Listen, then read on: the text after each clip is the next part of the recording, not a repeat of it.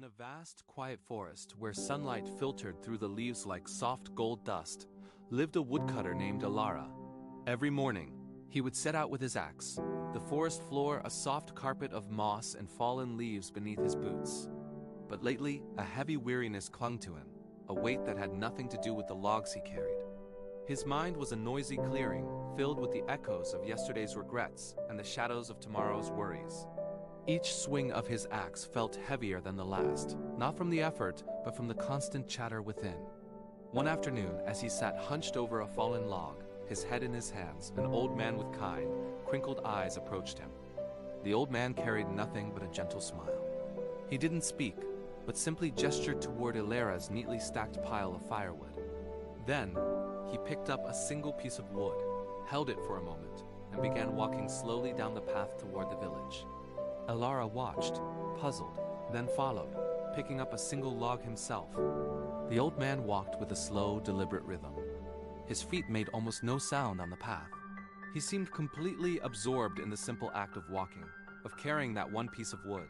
Alara tried to imitate him. He focused on the feel of the rough bark in his hands, the scent of pine in the air, the gentle rise and fall of his own breath. For the first time all day, the relentless noise in his head began to soften.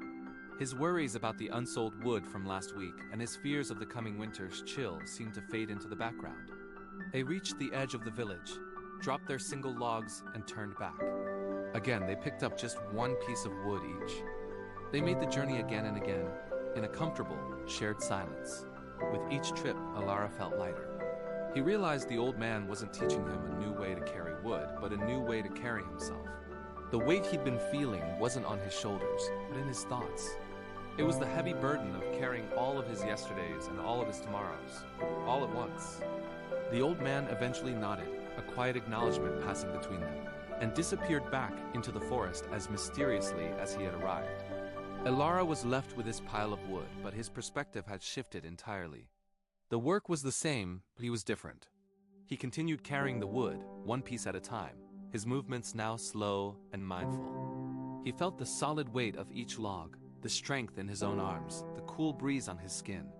His mind, once a storm, was now as still and clear as a forest pond at dawn.